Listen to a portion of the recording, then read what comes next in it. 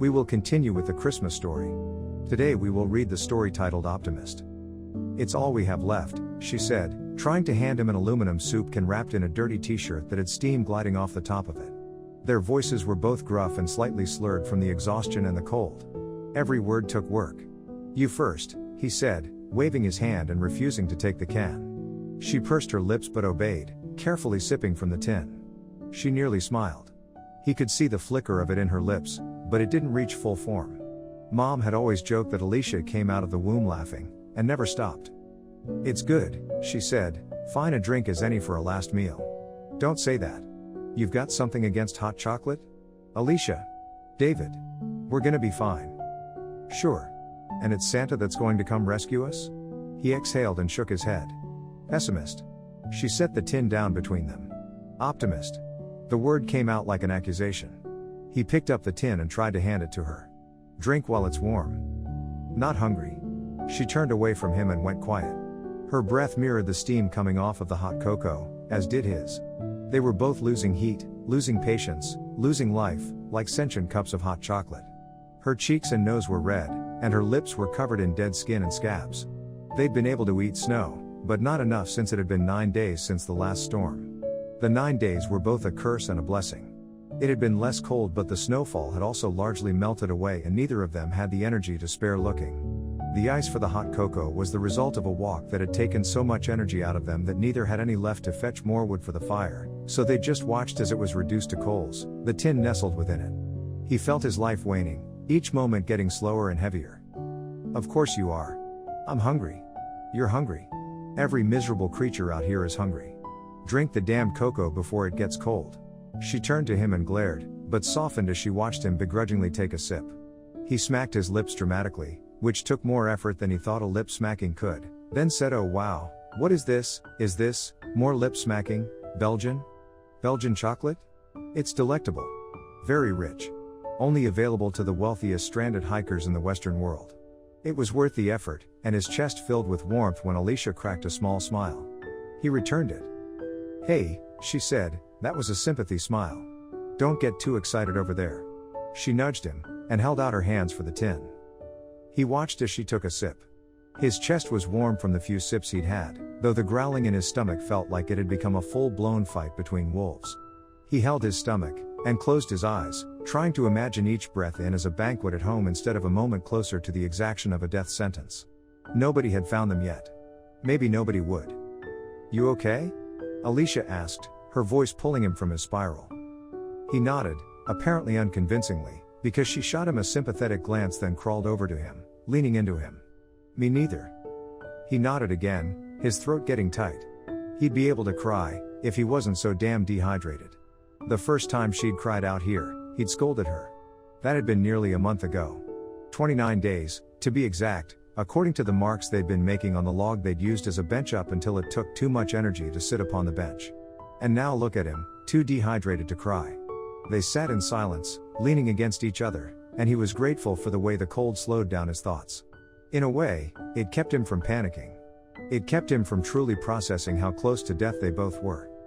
He was tired, so tired, and his hands felt numb. In fact, his whole body felt numb.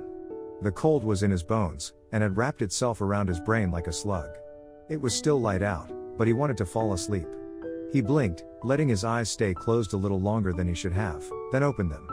The sun had moved across the sky. He'd fallen asleep. He tried to move, but his body was numb, stiff, worn out. He looked over at Alicia. Her eyes were closed, and only the slightest little puff of steam was coming out of her nose. The tin was still on the ground, half finished. He tried to push against Alicia, and she moved a little, but didn't stir. "Alicia?" he said, forcing the words out. "Alicia." He pushed against her again, but she still didn't stir. He leaned back, looked at the sky, closed his eyes, and prayed. He must have fallen asleep again, because he woke up to something warm pressed against his cheek, his lips, his fingers. As each spot warmed, pinpricks erupted across his skin, burning. He forced his eyes open, panicking for a moment, worried that they had frozen shut. But he was able to open them. The world was blurring, but he saw a dark mass in front of him, and could feel the lightest pressure as it pushed on him and stepped on him. God, oh God, he thought, bear? A bear? This wasn't how he thought he'd go, but he was so cold that fear couldn't even soak through his body, couldn't make it to his heart. The warmth had continued, focusing on his face. His vision cleared, sharpening, and he realized that it was a dog. Dog?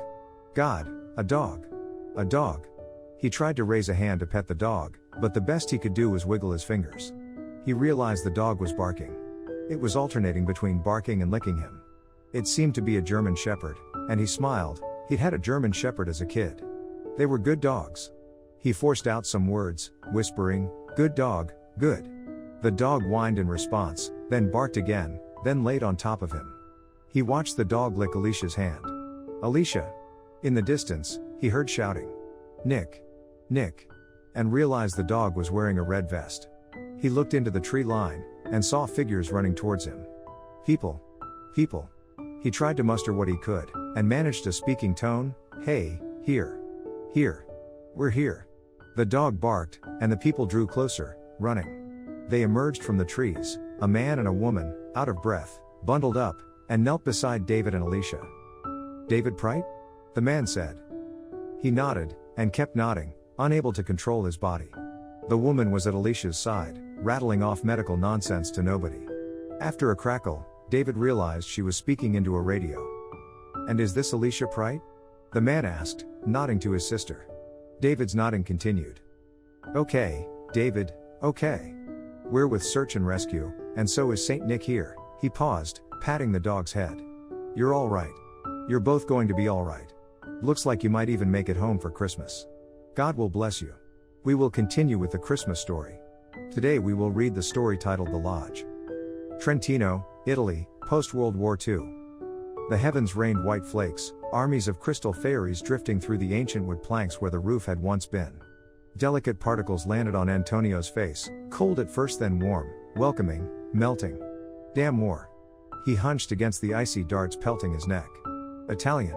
Her voice wafted from the shadows. "I am so happy to see an Italian. Glad, surprised, to hear another person, here in this crumbling, proud, sad, lonesome fortress." Antonio whirled around, his pulse dancing. There she stood, pressed against the stone wall. Bundled in a white overcoat, a stylish, clearly expensive coat with a pale sable collar, and a thick knit cap hugging wild black curls. Her smile, the cheer in her onyx eyes, defied the heavy gray that hovered through the gaping skylight of the deserted lodge. The skylight that had once been weathered, magnificent oak planks. "You are Antonio Agnello. And you are?" Antonio headed toward the woman, his boots crunching on the icy, cracked pavement. "What? How? What are you doing here?" "I am Carmen Vincenza. On my way home through the village and I had the driver stop here. My family came to this lodge every winter."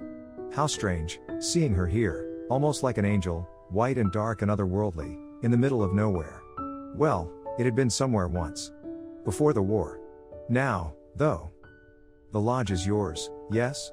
Carmen's voice, soft, delicate as the drifting snowflakes, drew him from his reverie.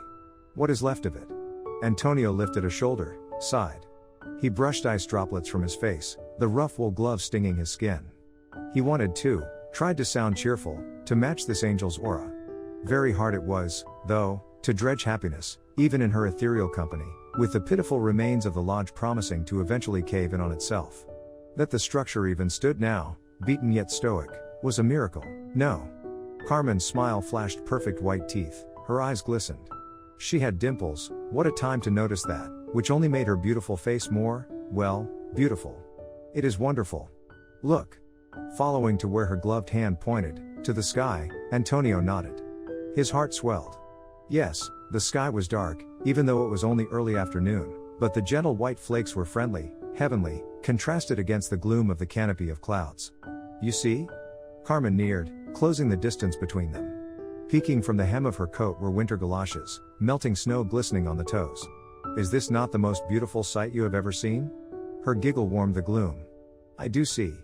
Closing his eyes, a quiet chuckle rippled through Antonio as snowy dust melded his lashes, tiny cold needles on his lids. It did not matter. There was only this moment, this cold, wonderful, moment in time with a perfect stranger. It might even be a dream. Yes, it was S dream, that was it. He would enjoy this dream. "I see you and me." "You and me?" Carmen shook her head, her raven's wing black curls dancing against the white of her coat. "But I hardly." Lovely fantasy, whatever this was, he would banish the sadness, forget the war, that it had ever happened. And he would. The snow is outside, wild and dark. He gazed into her eyes, searched deep inside them. But we are inside. Oh, how war made one bold, forcing one to grasp opportunity, no matter how whimsical or impossible. Warm and light. Carmen touched a finger to her chin, glanced up to the sky, nodded. I like that. Tiptoeing, she nuzzled her nose to his chin. Her chilled skin sent shivers along his spine, but her warm breath comforted. So it is you and me. Her skin, so soft. Her fragrance, she was so close, so very close. And we are? This was a dream, wasn't it? It had to be a dream. A beautiful woman, the most beautiful woman he had ever seen, so eager, so open. Antonio would dive into this glorious dream. Tomorrow would come and it would all be over. Enjoy it, cherish it. Now. I see the fireplace. Nodding toward the stone wall where the massive collapsed hearth held court, he whispered, ah. The fire roars, warm and orange, crackling, singing. It heats my face like a sunburn. He held up a finger. Listen. The chestnuts pop like firecrackers. Ah. And the laughter, and, indeed, he swore he heard ghosts of merriment, faint echoes of happy times, laughter tinkling cheerfully along with the crystal goblets clinking in hearty toasts. Candle flames dancing from brass sconces along the stone walls in sync to the rollicking accordions, fiddles and drums, holly and pine garlands draping stair balustrades and the hearth mantel. Even the mighty oak planks basked in the fireplace's yellow-orange glow. Turning to the shelled-out wall, Antonio stared at the sea of white stretching into a bank of willowy trees. The spans where, just yesterday, or it seemed like just yesterday, sleds pulled by gorgeous, proud horses, bells tinkling with their movements, had dotted the landscape. Pulling Carmen closer, he murmured, and what did we do on that snowy night? Only in a crazy dream would he dare to be so bold. Only in a crazy, dizzy dream, a dream such as he had never had since the war, would he be so outrageously daring. Carmen melted against him, clutched the lapels of his overcoat, and breathed into his plaid muffler. We made love. Ah. His lips so close to hers, he ventured to ask, was I a good lover? A delicious ache radiated in his chest. You were a gentle lover. Her voice lowered, husky, was I pleasing?